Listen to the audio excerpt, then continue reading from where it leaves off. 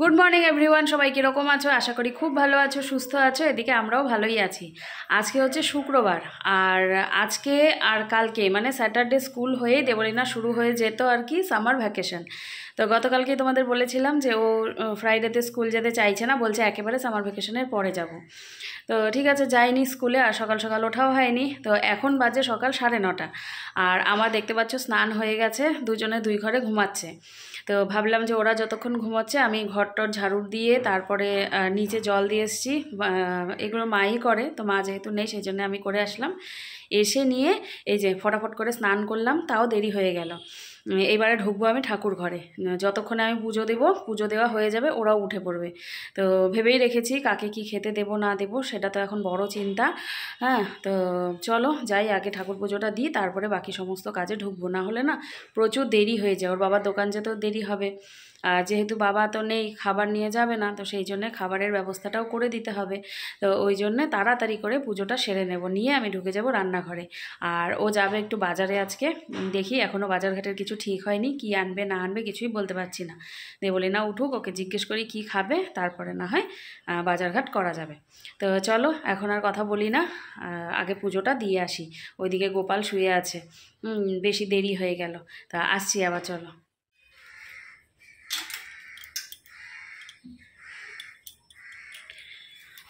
চলে আসলাম ঠাকুর ঘরে। এই যে গোপাল এখনো ঘুমু করছে। চলো গোপালকে তুলি এবারে।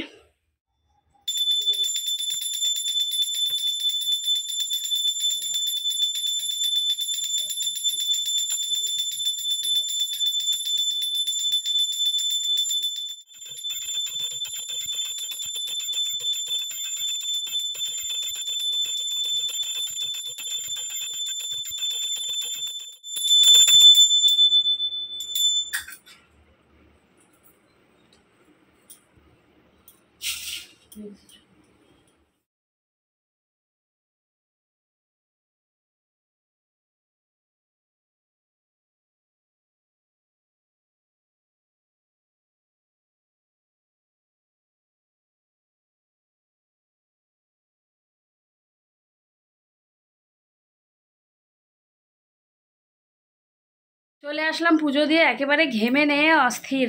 পুজোটা দেওয়া হয়ে গেল, বড় একটা কাজ হয়ে গেল। এইবারে এক একজন করে খাবারের ব্যবস্থা করব। দেবলীনাকে জিজ্ঞেস করলাম, উঠে পড়েছে। দেবলীনাকে জিজ্ঞেস করলাম কি খাবি, বলছে দুধ খাবে। আর ওইদিকে হচ্ছে চাটা ওর বাবা বসিয়ে দিয়েছে। চা দুজনে মিলে খেয়ে ওকে পাঠাবো বাজারে। আর চলো আগে আমি ওকে দুধটা গরম করে দিই।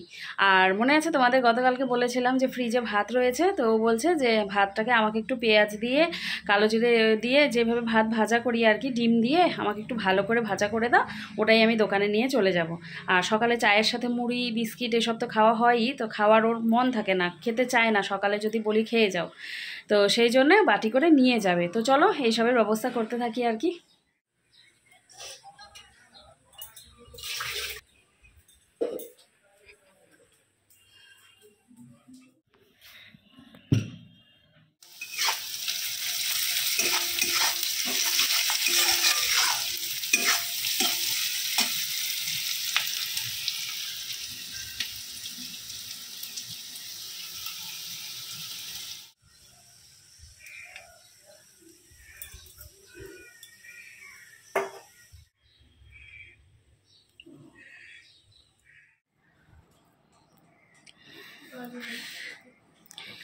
বাজে এখন ঘড়িতে 11:30। হ্যাঁ, আর বসে পড়লাম, দেখতে পাচ্ছ বসে আছি আমি।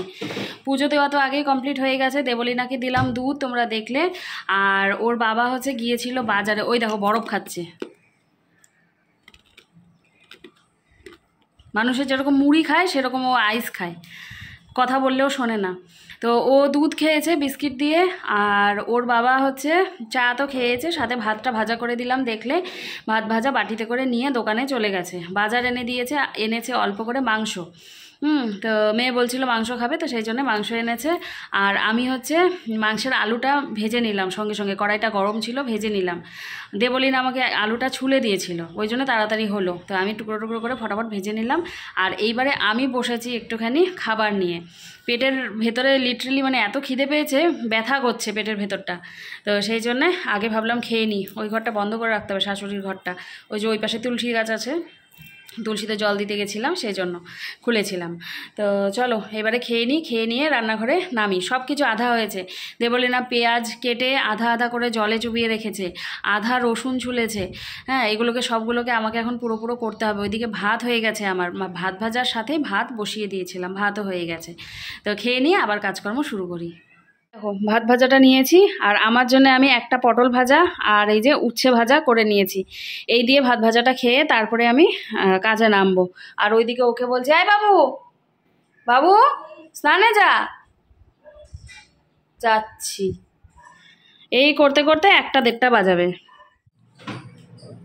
আর খাস না। ওইদিকে নিজের বিছানাও নিজে তুলে নিয়েছে, আর আমার বিছানা পড়ে আছে। আমার বিছানাটা তুলে দেওয়ার মানুষ নেই গো। এই দেখো ফ্যান চলছে, মানে ফ্যান বন্ধ করবে না। ও যতই এদিক সেদিক ঘুরুক, ফ্যানের মতো ফ্যান চলতেই থাকবে। ওকে কিছুতেই বলে বলে ফ্যান অফ করানো যাবে না। বারান্দায় কি রোদ এসছে, কিন্তু আমার জামা কাপড়গুলো সব মেশিনেই পড়ে আছে, তোমাদেরকে বলাই হয়নি। ওই দেখো বিছানা আমি মেশিন চালিয়ে দিয়েছিলাম জানো। এই দেখো বারান্দায় কি রোদ বাবা।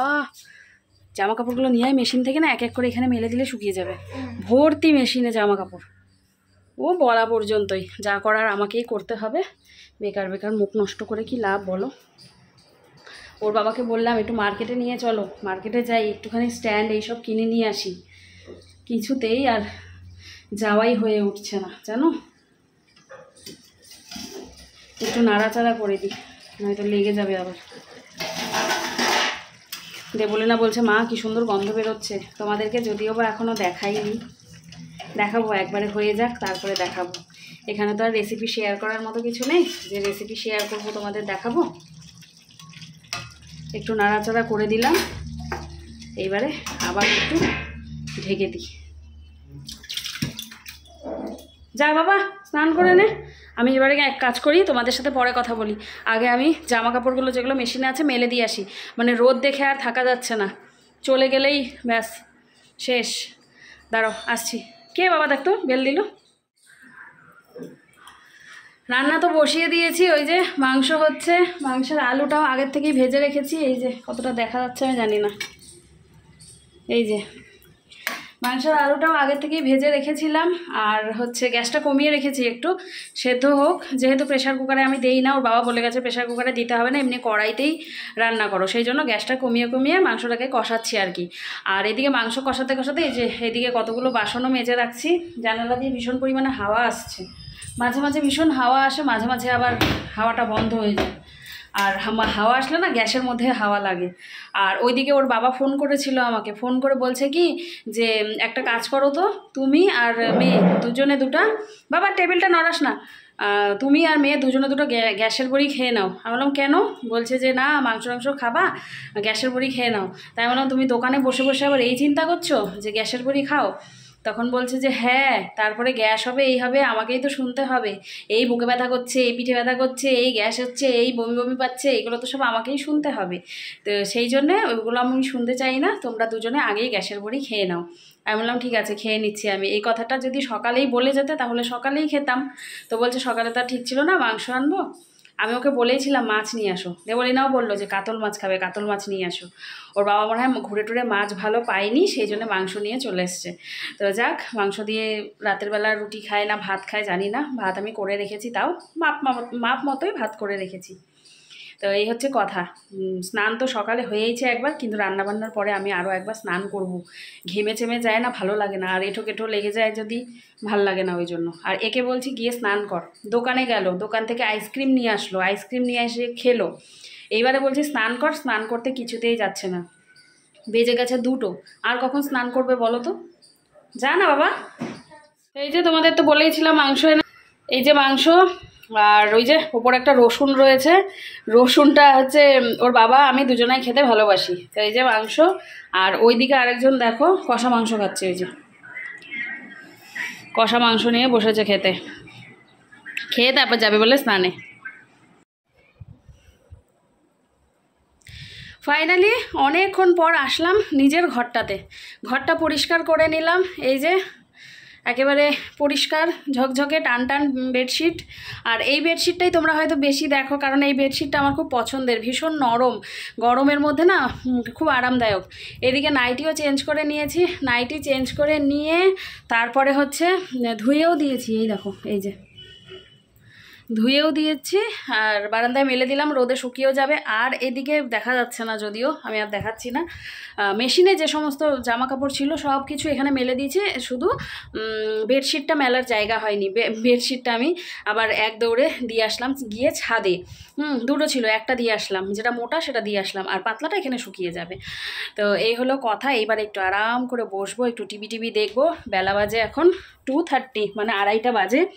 এবার একটু ব্লগ দেখবো, মানুষের ব্লগ আর কি, যাদের ব্লগ আমি দেখি, দেখে নিয়ে তারপরে দেবলীনা গেছে স্নানে, 2:30 সময় গেল বকতে বকতে।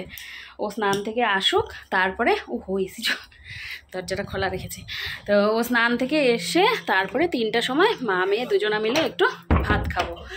আর কি বলি বলো তো, ওই যে কষা মাংস খেলো, যে একটুখানি ওর খিদেটা কমে গেল, তো সেই জন্য এখন বলছে যে একটু দেরি করে খাবো। ততক্ষণে আমি একটু টিভি দেখে নিই।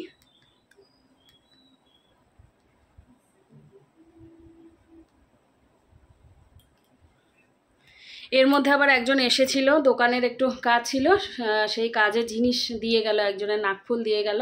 তো ওর বাবাকে ফোন করলাম, বললাম রাখবো কি না, বললো রেখে দাও, কিন্তু পাবে হচ্ছে সোমবার দিন। তা আমি বলে দিলাম ওনাকে, বললো ঠিক আছে, কারণ আগামীকালকে তো নিয়ে যাবে নাকফুলটা, আর রবিবারে তো কোনো কাজ হবে না, সোমবার কি মঙ্গলবার দিতে পারবে। তো নিচে গেলাম, দেখে আবার একটু দেরি হয়ে গেল। এবারে কী যে শান্তি লাগছে, কাজকর্ম সমস্ত কিছু শেষ, খাবো দাবো, রেস্ট করবো, ব্যাস। টিভি দেখতে দেখতে 6:30 পড়া আছে, 6:30 পড়া থাকলে না বেশিক্ষণ রেস্ট করা হয় না। আবার সন্ধ্যা পূজা আছে, 6টার সময় সন্ধ্যা পূজা দিতে হবে। সন্ধ্যা পূজা দিতে গেলেও ওইখানেও মনে করো 30 মিনিট মতো লাগে, কারণ গোপাল আছে তো, সেবা টেবা দিতে হয়, তো সেই জন্য দেরি হয়। এমনি যদি সন্ধ্যা দিই মনে করো ধূপকাঠি দেখিয়ে ধূপ দেখিয়ে ব্যাস হয়ে গেল, কিন্তু গোপালকে সেবা দিতে একটু সময় লাগে। এই হচ্ছে কথা। তো চলো আর কথা বলি না, একটু রেস্ট করে নিয়ে আবারও আসছি তোমাদের সাথে কথা বলতে। Good evening friends. তো খুব তাড়াহুড়ো করে দিয়ে আসলাম সন্ধ্যা পুজো। এখন ঘড়িতে বাজে হচ্ছে 6:20। এদিকে দেবলীনাকে নিয়ে টিউশনে যাব, 6:30 থেকে ওর টিউশন। তো এসে মানে যদিও সন্ধ্যাটা লাগেনি খুব একটা, বাইরে আলোই রয়েছে, এখন মোটামুটি ওই 6:30 6:45 সময় আর কি সন্ধ্যা হয়, কিন্তু কিছু করার নেই, আমাকে যেতে হবে, সেই জন্য আমি তাড়াতাড়ি আগে গোপালকে শুইয়ে দিলাম, দিয়ে এবারে রেডি হয়ে গেছি। চলো বেরিয়ে পড়ি, এসে তোমাদের সাথে আবার কথা বলবো। ওইদিকে না হলে পড়তে যেতে দেরি হবে। আর বাড়িতে যেহেতু কেউ নেই, 100খানা তালা মারতে হবে, তালা মারার জন্য আমাকে আরও মোটামুটি 8 থেকে 10 মিনিট হাতে নিয়ে তারপরে বেরোতে হয়। তো চলো আর কথা বলছি না, এসে তারপরে আবার তোমাদের সাথে কথা হবে। আগে দিয়ে আসি, হ্যাঁ, বেরিয়ে পড়ি।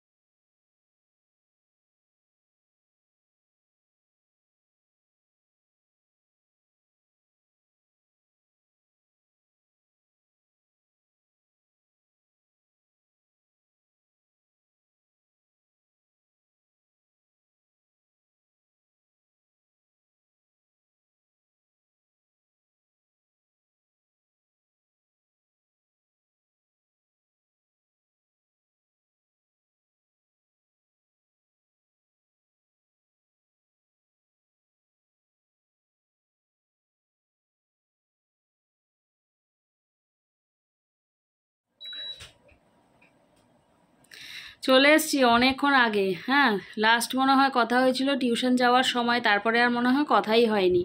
ফ্যানটা বন্ধ করো তো একটু, ফ্যানের না শো শো করে আওয়াজ করে। ওইটা ইস,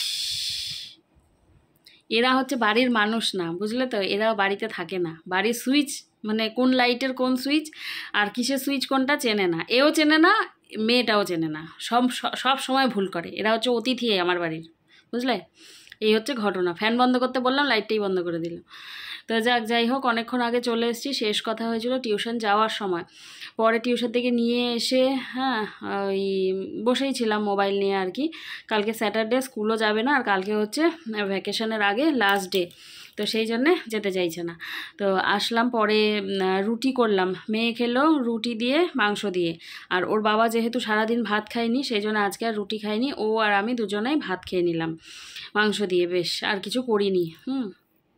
আর কি লাগে, আর আমাদের মাংস ভাত হলেই হয়ে যায়, ওটাই বেস্ট একেবারে। ডাল ফাল করলে না আরও ফেলানো যায়, এই হচ্ছে কথা। তো মেয়েকে চুলটা বেঁধে দিলাম, এবারে ও শুয়ে পড়বে। বললাম যে যা নিজের বিছানা নিজে কর, আজকে আমি হেল্প করতে পারবো না। মনে হয় গিয়ে বসে আছে।